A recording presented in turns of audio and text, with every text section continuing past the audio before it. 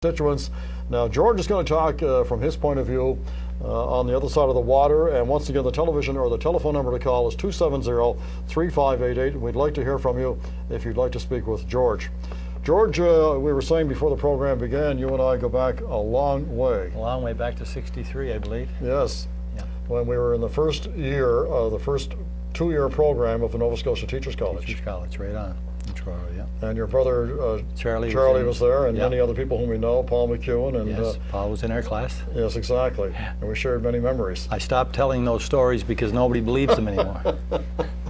I believe that. No. Well, George is, as I said before, in his neophyte year as a counselor with CBRM, has learned a great deal and replaced a very high-profile counselor who was sometimes controversial, but worked very hard on behalf of his constituents. And how are things working so far, George?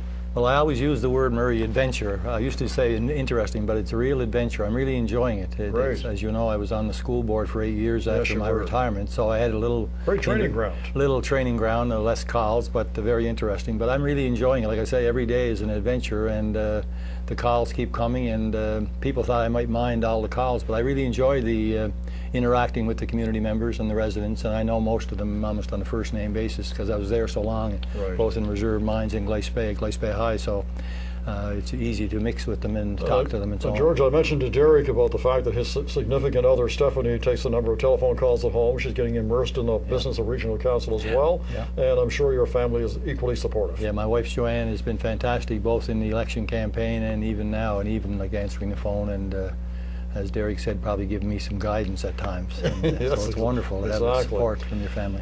Do you find that you get a number of calls, George? Do they vary? I'm sure they must. The calls are almost beyond belief, and I say that with a smile because, as I mentioned to you before the program, even today I had calls in regard to horseback riding in reserve mines, up to garbage calls, to potholes, to you name it. I mean, it's just with the heavy garbage now, it's just unbelievable. Right. And so, like I say, every call is interesting. You take it very, very seriously, and most people just want you to give them an answer or direction, as Derek mentioned, and they're satisfied with that. But the biggest thing is to be receptive and to be accessible, you know, and that's the big thing. So you keep the notepad next to the telephone. Notepad is going. The BlackBerry, even though I know some people say they're too expensive for counselors, but the BlackBerry is probably your best friend, and wherever you go, the BlackBerry's on. And I've had calls even Christmas Eve with the people with frozen water lines, and it's just you know. So but I enjoy it. But there are moments where they're not. I forgot to ask Derek this, but I'm sure he would respond in the same way you probably will. When you're able to help someone, George, with a housing problem in particular, when you can reach out to people who are not as fortunate as you and I might be, there's a great sense of satisfaction. A great sense of satisfaction, and it's that problem-solving maybe ability that some of the counselors or all of the counselors should have, and I think that's where you get that's why you're in this. People always ask me, well, you're retired, George, you've got a pretty good pension, why did you ever get involved in council? But it's that self-satisfaction that you're in it for, that you can want to make a difference, yes, make a difference, that's right. You want to make a contribution. And with regard to committees, Derek and I touched on this, and once again to our viewers, 270-3588 is the telephone number to call. Here's the phone. I'd like to hear from you, and I'm sure George would like to have a chance to dialogue with you. 270-3588. Call us as soon as you possibly can. George, committees. So what committees are you on? Yeah, we're each on 4 major committees, and I might repeat, as Derek said, we also are on a lot of these minor committees like affirmative action. So even though we stress the major committees, and I would stress, as you said before, that most of the work is done behind the scenes at council, as you know. It is. And of course they report, but a lot of people think they watch the council on TV, and I enjoy the program on TV as well before I got elected. But you have to realize that whether it be the public service or any of those committees, the major ones are important, but there's a lot of smaller committees, whether it be some on Seaview Manor and affirmative action, a lot of these other committees that report back to council, and very, very important, you know. Yes, no question about that. Yeah. Now, with regard to the council process, do you find it frustrating at times when there are 16 voices around the table? Is there a way to streamline that?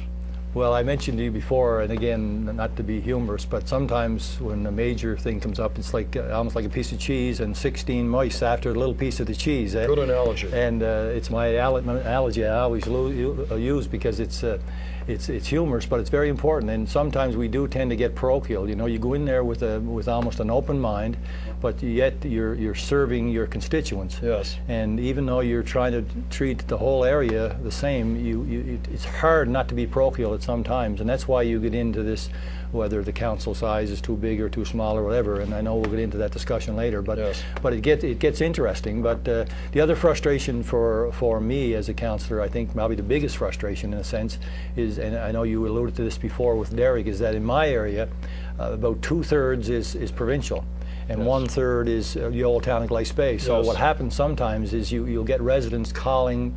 I'd say, let's say you get 80 calls in a day, maybe 40 of those or more you have no control over. So exactly. it could be plowing the provincial roads. You mentioned J-class roads before, all those kinds of things. If you live out in Tanglewood or Kites Hill, a lot of your areas are provincial. Yes. And that's why I sort of let you use, but you have to answer your calls and sort of point them in the right direction. Absolutely. Like if they call you, you can't just say, I'm sorry, this is a provincial matter. You have to, they want some answers, and you have to give it to them, you know, and so it's just, again, pointing them in the right direction. Exactly. George, when you were sitting on the school board, I'm sure you noticed every budget year there was an allotment from the municipality. Yeah. I'm going to throw a curve at you now.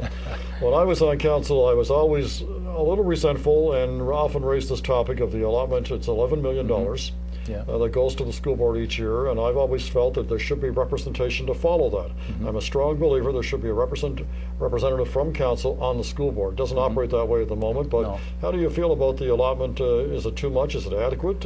Well, you've sat in both chairs. Yeah, the one thing I would say, not to throw it back at you, but the one thing I can never understand from councils past, and I'll raise it at our own council now, is I can never understand why, for example, now Mr. Eddie Davis, why they're never invited.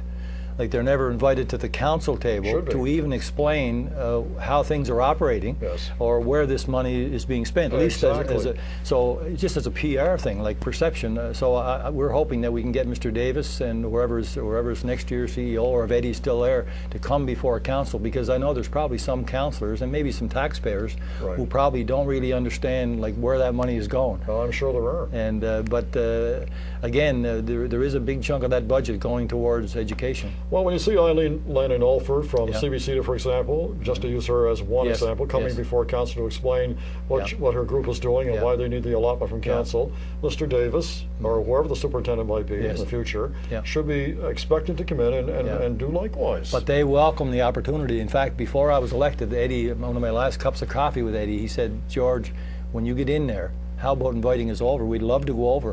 And just, but they've never been asked in the 8 or 9 years. Well, I was there 8 years, and there was never ever an invitation from council to have. And there's a man who will be comfortable speaking with anybody. Very comfortable. Yeah, no question and they're doing about a great job. You know. Yeah. George, you alluded to the downsizing of council, and Derek and I touched on that, and it's going to become an issue in 2010 mm-hmm. because the council, mm-hmm. as most viewers should know, has to make a presentation to the URB. Yes.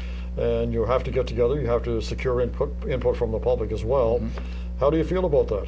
Well, again, as you probably know, I think the last external study was done in '99, I believe, and I think at that time the recommendation from the, again, external study, I think it was KBGM or somebody did it, one of the local firms, and the recommendation at that time, that's when they had 21 councillors. You might have been around there. Yes. And the recommendation was to go down to 10. Yes. And I think at that time they decided 16 was fine. But as you mentioned earlier in the program, as you go, you know, door to door and you talk to elected or to the residents, a lot of them feel it should be maybe downsized some, and some it's for an odd reason that some say this. They sometimes say it because it might take away again some of the parochialism. Yes. Like with less councillors. Not that they haven't got enough work, because as I mentioned before, the number of phone calls, I'm amazed at the number of phone calls and the amount of work that they do. Right. So I'm not trying to downgrade that, but... Well, let me just interrupt for a moment. I was always tired of hearing people from the rural area say to me, and say to other councillors, well, if we downsize, there will be more representation from the urban area, the rural area will be ignored. Well, you know, to me that's nonsense. No. Because if you get 10 qualified people, or 12, who are fully engaged in the entire CBRM process, who have a regional outlook, right? Yes. Yeah. Whether they get a call from Lewisburg or Sydney Mines or Florence or Verdor, it shouldn't matter, George. No. But I think it's, again, it's going to come up next year, as you mentioned earlier, and I think, I don't know if councillors at large are not allowed right now, it's not legal, I guess, but that's got to be approached, I guess, that topic. But again, when you mention councillors at large, you always get a response from some people to say, well, no matter if they're at large, they got to live somewhere. So Yes. the problem with going at large is you might get 3 people, 4 at large, and they're all from, we'll say,